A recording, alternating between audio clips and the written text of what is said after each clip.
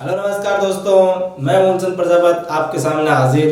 हमारे YouTube channel mission उत्कर्ष पे आपका हार्दिक स्वागत, हार्दिक अभिनंदन। सबसे पहले मैं एक छोटी सी बात करना चाहूँगा, आपसे एक छोटी सी अपील करना चाहूँगा कि आप हमारे यूट्यूब चैनल मिशन उत्कर्ष पे अगर नए हैं तो सबसे पहले आप हमारे यूट्यूब चैनल मिशन उत्कर्ष को सब्सक्राइब कर लीजिए और बगल में बेल आइकन का जो घंटा है उसको प्रेस कर लीजिए। और अगर आपको हमारा ये सेशन पसंद आए तो प्लीज़ लाइक कीजिए, शेयर कीजिए और कमेंट कीजिए। तो आज अपन बात कर रहे हैं राजस्थान की कला एंड संस्कृति में, और कला एंड संस्कृति में अपना जो टॉपिक चल रहा है वो राजस्थान के लोक देवता को लेकर चल रहा है। इसमें पीर श्रेणी के लोक देवताओं को अपन ने कंप्लीट कर लिया है और आज अपने कुछ छोटे छोटे और भी जो लोक देवता है, जैसे मामादेव की बात करें, भूमिया जी की बात करें, बेगा जी की बात करें, पनराज जी की बात करें, इन लोक देवताओं को अपन ने पढ़ लिया है। इसके बाद आज अपन जो लोक देवता, जिस लोक देवता की बात करेंगे तो वो जो लोक देवता लेकर मैं आपके सामने प्रस्तुत हुआ हूँ उनका नाम है जवार जी और डूंगर जी, सीकर के बहुत ही जाने माने लोक देवता। तो इनके ऊपर आज अपन चर्चा करेंगे, तो बने रहिए लगातार हमारे साथ। अपन बात करते हैं साहब जवार जी और डूंगर जी की बात करें तो ये जो जवार जी और डूंगर जी की बात करते हैं तो सबसे पहले अगर बात करें इनका वास्तविक नाम क्या था, सबसे पहले जो बात निकल आती है कि इनका वास्तविक नाम क्या था। तो वास्तविक नाम की जब बात करें कि वास्तविक नाम है तो वास्तविक नाम इनका था बलजी और भूरजी। क्या नाम था? बलजी और भूरजी। हाँ भाई, बलजी और भूरजी इनका नाम था। यानी कि अगर बात करें जवार जी का क्या नाम क्या था, जवार जी का नाम था बलजी और डूंगर जी का नाम क्या था, तो डूंगर जी का वास्तविक नाम था भूरजी। इनकी बात करने के बाद अपन बात करें भाई ये जो डूंगर जी और जवार जी है इनकी रिश्ता क्या था, तो कहा जाता है भाई इनका जो रिश्ता है वो चचेरे भाई का रिश्ता है। क्या है? चचेरे भाई का। लेकिन फिर भी अगर अपन गहनता से अध्ययन करें तो ये दोनों चाचा भतीजे थे। क्या थे साहब? चाचा और भतीजे। डूंगर जी इनके चाचा और जवार जी जो थे वो भतीजा थे। यानी चाचा और भतीजा की जोड़ी तो आपको पता ही है, राजस्थान में बहुत ही मशहूर जोड़ी, चाचा और भतीजा, चाचा और भतीजा, बुरे काम का बुरा नतीजा। आपने डायलॉग भी बहुत बार सुना होगा। तो इनके ऊपर अपन बात करें भाई गहनता से जब अध्ययन करते हैं तो मिलता है कि चाचा और भतीजा। अगर मैं यहाँ चचेरे भाई की जगह चाचा भतीजा में लिखूं तो कोई गलत है नहीं है, लेकिन जो मुख्य रूप से इनका जो रिश्ता है वो चचेरे भाई का रिश्ता बताया जाता है। अब अगर बात करें भाई ये जो जवार जी है ये कहाँ के थे, तो जवार जी की बात करें तो ये बटोर गांव से पढ़ते हैं। हमें बटोर गांव पड़ता है, बटोर गांव पड़ता है सीकर में, और यहाँ से ये क्या करते हैं, बिलोंग करते हैं। बटोर गांव सीकर के क्या थे, जमींदार के साथ। क्या थे?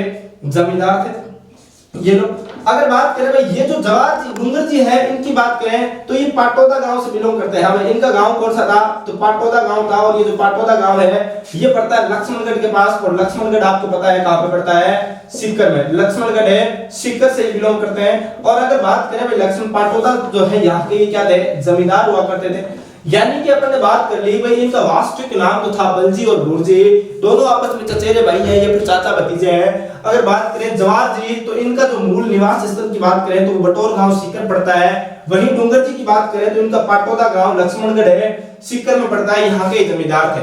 अब अगर बात करें भाई इनको मुख्य रूप से याद ही क्यों किया जाता है, ऐसा कौन सा भाई इन्होंने कार्य किया, तो ये इतिहास में क्यों पूजे जाते हैं, तो इन्हें इतिहास में लूटपाट के लोक देवता कहा जाता है। इन्हें लूटपाट के, हाँ इन्हें लूटपाट के लोक देवता के रूप में पूजा जाता है। लोक देवता के रूप में पूजा जाता है, लोक देवता के रूप में पूजा जाता है, पूजा जाता है। हाँ भाई क्यों पूजा जाता है लूटपाट के लोक देवता? देखो इतिहास में बहुत सारी चीजें हैं, लिख दी गई है भाई लूटपाट के लोक देवता, लेकिन ये बेहद ही अच्छे इंसान थे भाई। लूटपाट अपन कह सकते हैं, ये कोई लूटपाट करके ऐसा नहीं है भाई अपने लिए आईफोन खरीद लेते हैं, ऑडी खरीद लेते हैं, फॉर्च्यूनर खरीद लेते हैं, ऐसा नहीं करते।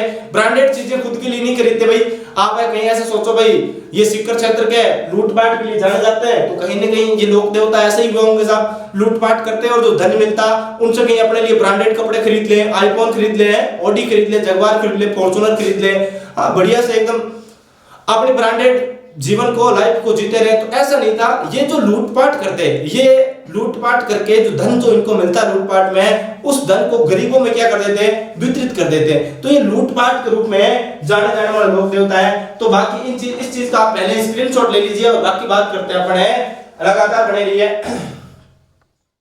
अब आपने स्क्रीनशॉट ले लिया होगा तो आगे अपन बात करते हैं भाई डूंगर जी और जवार जी ने ऐसा कौन सा महत्वपूर्ण कार्य कर दिया, ऐसे कौन कौन से कार्य इन्होंने किए जिनकी वजह से ये लोक देवता के रूप में तो जाने जाते। तो इनकी कहानी जो है वो आपको मैं पूरा फॉर्मेट एक कहानी के माध्यम से पहले समझा देता हूं, फिर उन चीजों को आपके सामने क्या करेंगे, व्यवस्थित करेंगे। तो डूंगर जी और जवाहर जी की जो कहानी है वो बहुत ही अच्छी कहानी है, आप सुनिएगा भाई। अपन बात करते हैं सबसे पहले, ये लोग घेरे में बंद कर देते हैं इनको। ये यहाँ पर अपन बात कर ली भाई जवाहर जी की बात करते हैं, ये जवाहर जी और जवाहर जी के बाद ये कौन हो गए, डोंगर जी हो गए, डोंगर जी। ये क्या करते हैं, मुख्य रूप से इनका कार्य था लूटपाट करना, तो इनके कुछ सहयोगी भी थे, क्या दो आदमी को लूटपाट थोड़ी कर सकते हैं, तो इनके सहयोगी थे। तो इनके जो मुख्य रूप से अगर बात करें इनके सहयोगी कौन कौन थे, तो उन सहयोगियों की जब अपन बात करते हैं तो एक व्यक्ति का नाम लिखने का आता है लोटिया जाट। हाँ भाई, लोटिया जाट, लोटिया जाट। लोटिया जाट मुख्य रूप से रिंग सिकर का था। और अगर बात करें सावता मीणा, और इनके सहयोगी कौन था, सावता मीणा। और भी बात करें तो एक और कर्णिया मीणा, हाँ भाई कर्णिया मीणा। और भी अगर बात करें एक व्यक्ति और आप लिख सकते हो सेफू भील, हाँ भाई सेफू भील। और भी अगर बात करें तो एक और नाम लिख लेना नैना मेहता, हाँ भाई नैना मेहता इनके क्या थे, सहयोगी थे। ये कुछ 4-5 व्यक्ति इनके क्या हुए, सहयोगी हुए। और इन सहयोगियों के माध्यम से डोंगर जी और जवाहर जी थे, इनका जो मुख्य कार्य हुआ करता था वो क्या कार्य था भाई, अंग्रेजों के साथ लूटपाट करनी और उस लूटपाट के धन को गरीबों के साथ क्या कर देना, वितरित कर देना, ये इनका मुख्य कार्य होता। इसलिए इन लोगों को किस नाम से जाना जाता, धाड़वी के नाम से जाना जाता, धाड़वी, या फिर आप इन्हीं को क्या कह सकते हो, दड़ाइती कह सकते हो। और धाड़वी या दड़ाइती का जो शाब्दिक अर्थ होता है वो होता है काफिरों को लूटने वाला। हाँ भाई क्या होता है, काफिरों को लूटने वाला, काफिरों को लूटने वाला। अब देखो होता क्या है, हमें धाड़वी का नाम तो आपने सुना ही होगा ना, कमर कसी तलवार धाड़वी। जैसल धाड़वी का एक सॉन्ग है, बहुत ही बढ़िया सॉन्ग, प्रकाश माड़ी जी ने गा रखा है, अगर आप सुनना चाहो तो सुन लेना, कमर कसी तलवार धाड़वी नाम से सॉन्ग है। तो धाड़वी या दड़ाइती का मतलब ही होता है काफिरों को लूटने वाला। ये क्या करते हैं, जो अमीर जो लोग होते हैं उन लोगों को लूटते हैं, और जो धन होता है वो गरीब लोगों में क्या कर देते हैं, वितरित कर देते हैं।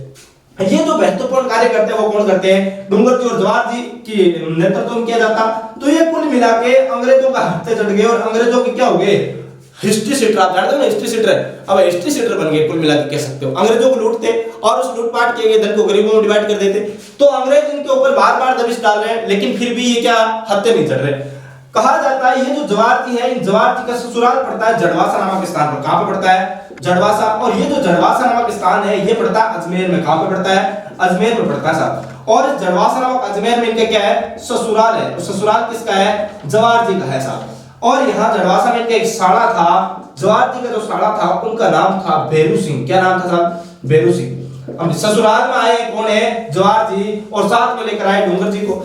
अब भाई साथ में जवाहर जी और डोंगर जी दोनों आए, और इनके साथी भी आए। लेकिन कहा जाता है कि ये बेरू सिंह जो है ये अंग्रेजों से मिला हुआ था। किससे मिला हुआ है, अंग्रेजों से।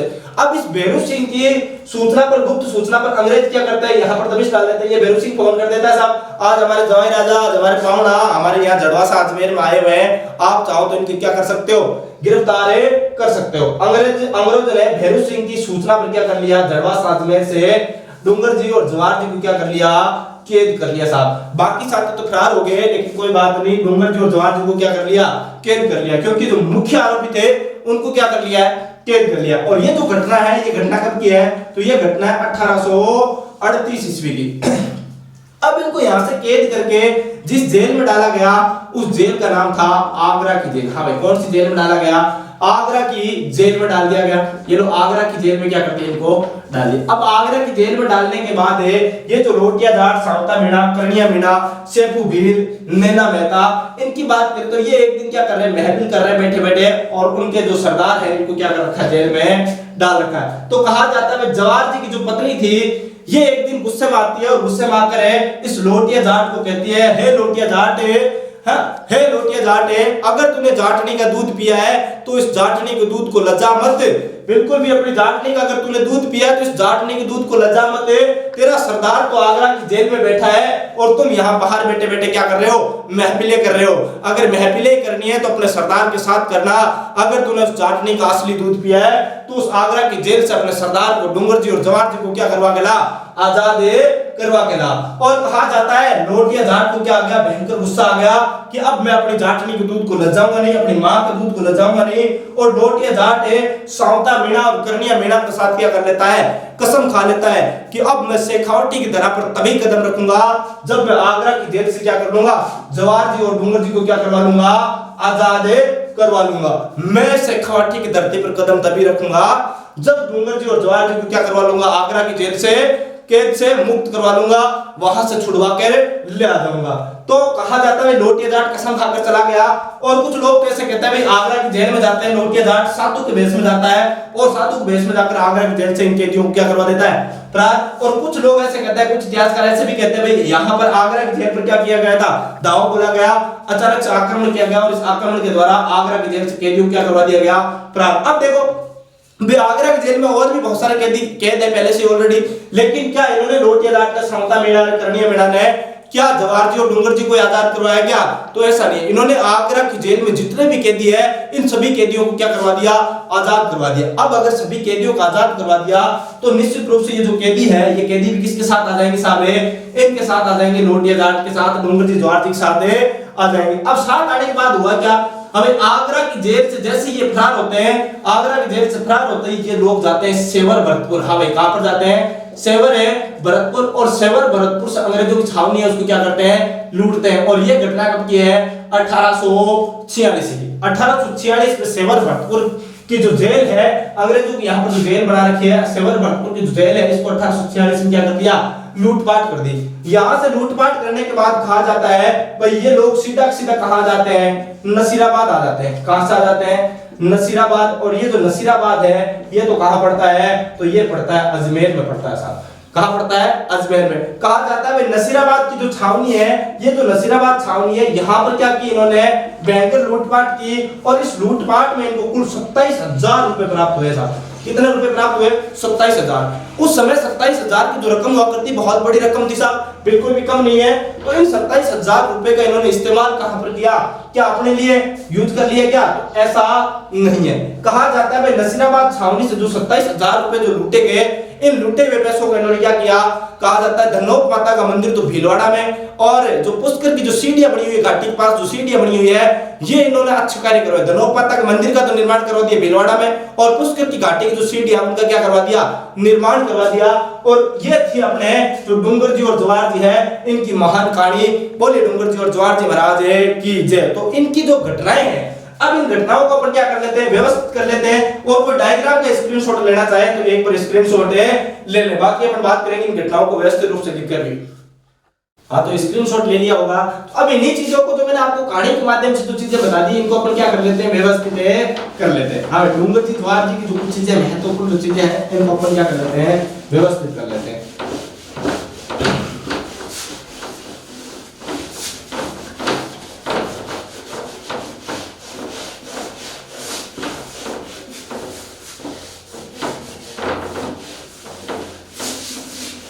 अब सबसे पहले अपन बात करें जवाहर जी की बात करते हैं। जवाहर जी नंबर 1 पॉइंट की बात करें, जवाहर जी को जड़वासा अजमेर से बेरू सिंह की सूचना पर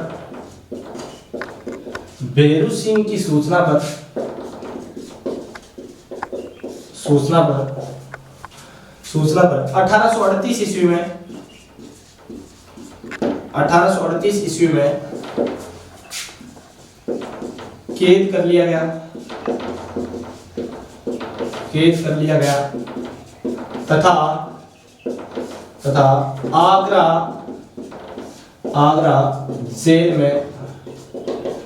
आगरा जेल में डाल दिया। हाँ भाई हुआ क्या, अपन ने पहले ही बता दिया भाई भैरू सिंह नाम का इनका साला था जवाहर जी का, और ये अजमेर अपने सास ससुराल जड़वासा आए हुए थे। और भैरू सिंह ने गुप्त रूप से अंग्रेजों को सूचना कर दी कि आज हमारे पावना, आज हमारे जवाई राजा कहाँ आए हुए, जड़वासा अजमेर आए हुए, तो आप गिरफ्तार कर सकते हैं। तो 1838 ईस्वी में जड़वासा अजमेर से इनको क्या कर लिया गया, गिरफ्तार है, और गिरफ्तार करके कहां डाल दिया गया, आगरा जेल में डाल दिया गया। जब ये आगरा जेल में डाल दिया गया तो कहा जाता है भाई हाँ भाई आगरा जेल से लोटिया जाट करनिया मीणा सावता मीणा वैसेपू बिल इत्यादि की सहायता से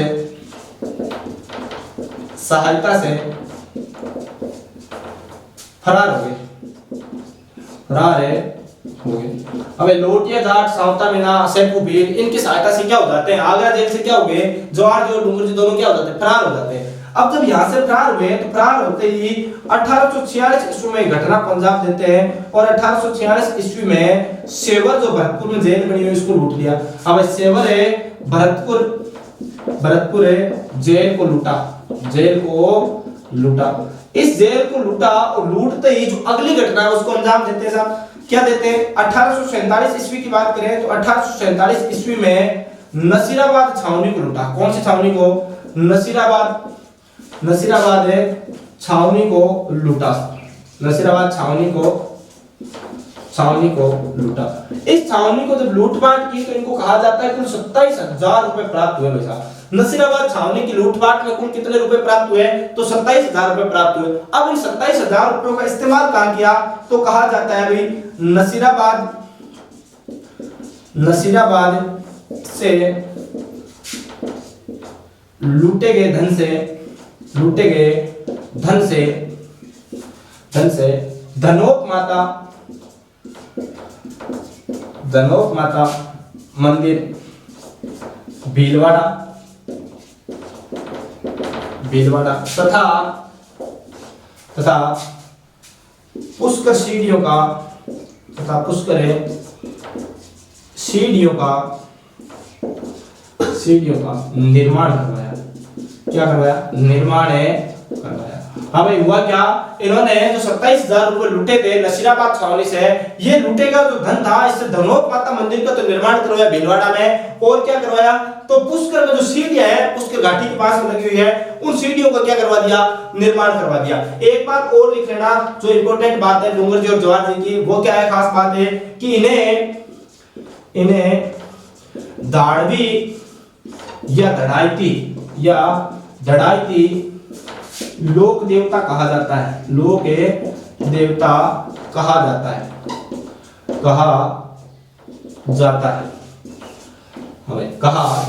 सीकर में इनका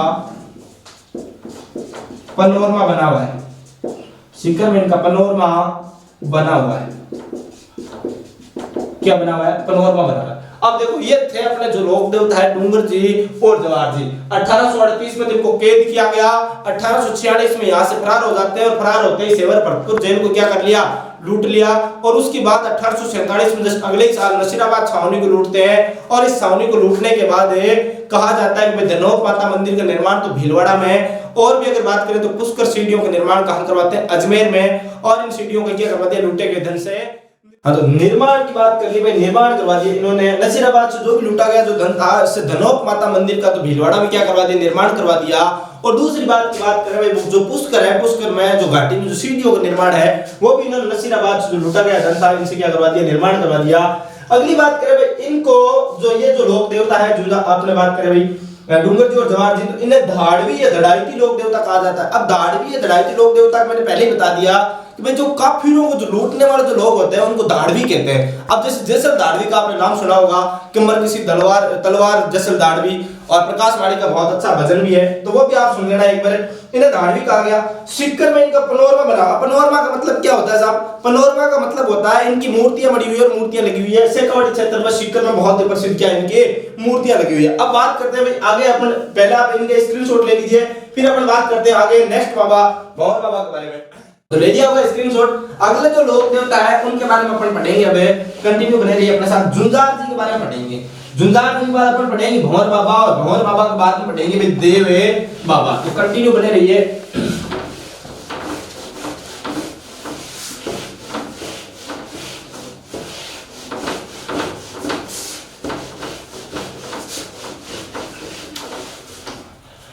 हाँ अगले लोक देवता है अपने झुंझार जी। नाम सुना होगा झुंझार जी का। झुंझार जी के बारे में जब अपन पढ़ते हैं भाई झुंझार जी की बात करते हैं, इनका जो प्रमुख जो मंदिर है या प्रमुख जो स्थान है उनकी अपन बात करें तो इमलो है गांव सीकर में पड़ता है, नीमका थाना के पास पड़ता है, गांव पड़ता है। मंदिर की बात करें या फिर जन्म की बात करें, जन्म भी यहीं पर हुआ और प्रमुख जो मंदिर है वो भी यहीं पर है। तो गांव पड़ता है इमलो है। हाँ भाई कौन सा गांव पड़ता है, इमलोह गांव। और ये जो इमलोह गांव है नीम का थाना तहसील में पड़ता है, नीम का थाना। हाँ भाई नीम का थाना। नीम का थाना तहसील लगती है और ये जो नीम का थाना है ये कहां पर पड़ता है? सीकर में पड़ता है। कौन सी जगह पड़ता है? सीकर में पड़ता है। यहाँ पर इनका क्या है? प्रमुख मंदिर है। अब देखो होता क्या है, पूरे घटनाक्रम को जब समझते हैं तब पता चलता है कि भाई ये 3 भाई थे। झुंझार जी और कितने भाई थे? 3 भाई थे।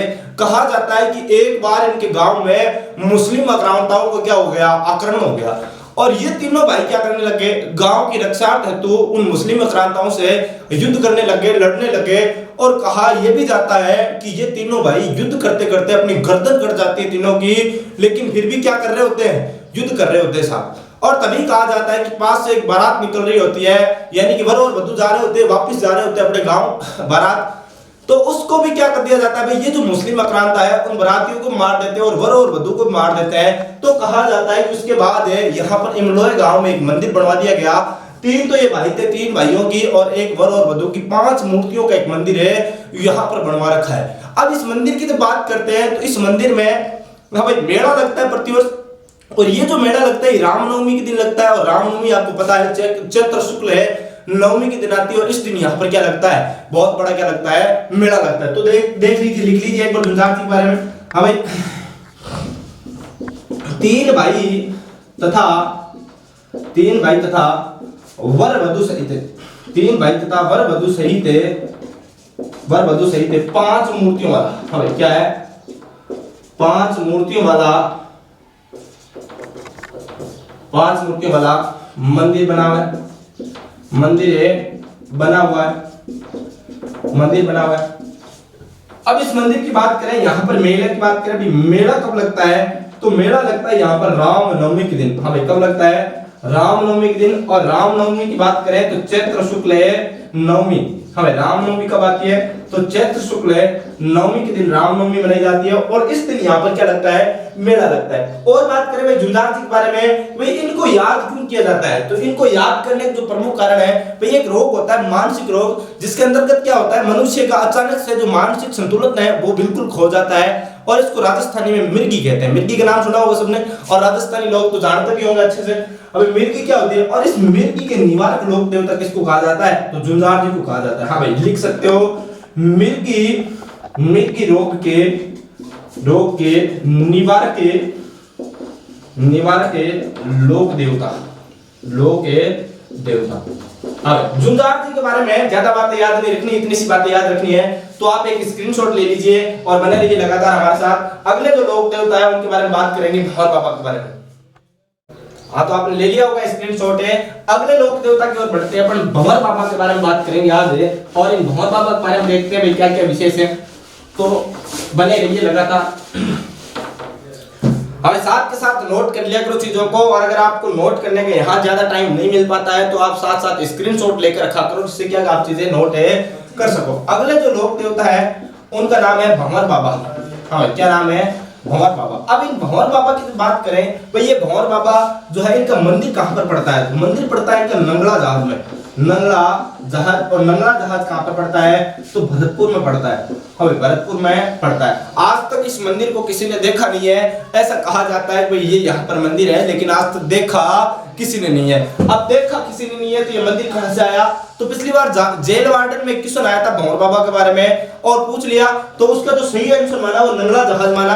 तो आज तक किसी ने देखा नहीं है इस मंदिर को। अब और विशेष बात करें भाई, ये जो भंवर बाबा है इनको किस लिए याद किया जाता है? तो इसको बतुड़िया, नाम सुना होगा, बतुड़िया या बबुड़िया, बतुड़िया या बबुड़िया का लोक देवता कहा जाता है। साहब लोक देवता कहा जाता है। बतुड़िया या बबुड़िया का लोक देवता, कौन से लोक देवता कहा जाता है? तो ये भंवर बाबा को कहा जाता है। अब इन भंवर बाबा की बात करें भाई, इन भंवर बाबा की बात करें, बतुड़िया बबुड़िया क्या होता है? जैसे अपन जियोग्राफी में बात करते हैं, जियोग्राफी में जब अपन देखते हैं उच्च वायुदाब, निम्न वायुदाब, फिर हवाओं का क्या होता है? चक्रवात। और इन चक्रवातों को अपन किस नाम से जानते हैं? बतुड़े के नाम से, बबुड़े के नाम से, या फिर चक्रवात के नाम से जानते हैं। लेकिन साहब ये कल्चर है, राजस्थान का कल्चर है, उस कल्चर में ऐसा नहीं होता। तो कल्चर में क्या होता है? कल्चर में बबुड़िया या बतुड़िया आने का जो कारण होता है, यदि भंवर बाबा आपसे नाराज है तो निश्चित रूप से क्या आएंगे?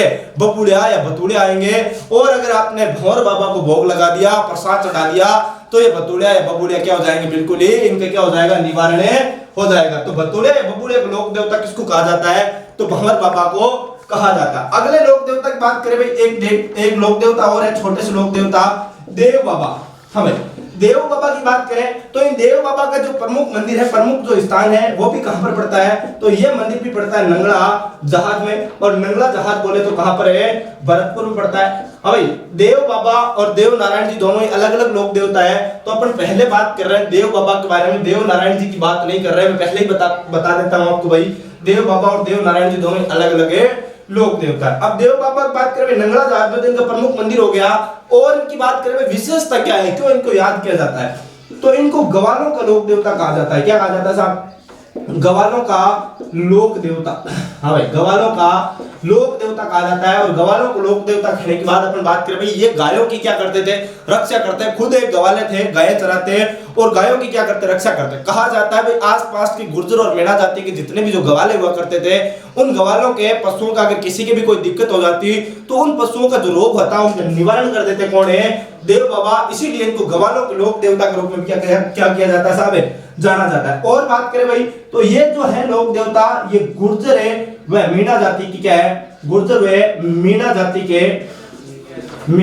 के आराध्य लोक देवता है साहब, गुर्जर व मीणा जाति के आराध्य देव। हाँ भाई, गुर्जर और मीणा जाति के जो गवाले होते हैं उनकी प्रत्येक समस्या का सॉल्यूशन करते हैं, इसलिए गुर्जर और मीणा जाति क्या हो गए, आराध्य देवता हो गए। अब इनके मंदिर की बात करें भाई, यहाँ पर जो मेला लगता है ना, ये कब लगता है, ये मेला 2 दिन लगता है। और मेला लगता कब है, तो भाद्रपद महीने में लगता है। और भाद्रपद महीने में भाद्रपद शुक्ल की जो पंचमी और छठी होती है, यानी कि हाँ भाई 5 और 6 के दिन यहाँ पे क्या लगता है, भव्य मेला लगता है। और ये मेला किसकी याद में लगता है, देव बाबा के यहाँ पर लगता है। तो आज अपन ने जो लोक देवता की बात की, उनमें अपन ने डोंगर जी और जवाहर जी की बात की, देव बाबा की बात की, भंवर बाबा की बात की, झुंझार जी की बात की। आगे जो और भी जो लोक देवता है, महत्वपूर्ण लोक देवता, तो उनमें अपन भाई मल्लीनाथ जी, तल्लीनाथ जी, देव नारायण जी, तेजा जी और भी अन्य जो लोक देवता जैसे रूपनाथ जी, जरडा जी, इनके बारे में अपन चर्चा करेंगे अपने अगले एपिसोड में। तब तक लगातार आप हमारे साथ बने रहिए। और आप सबसे पहले मैं आपसे एक रिक्वेस्ट करना चाहता हूं, एक बात आपसे एक अपील करना चाहता हूं कि आप हमारे YouTube चैनल मिशन उत्कर्ष को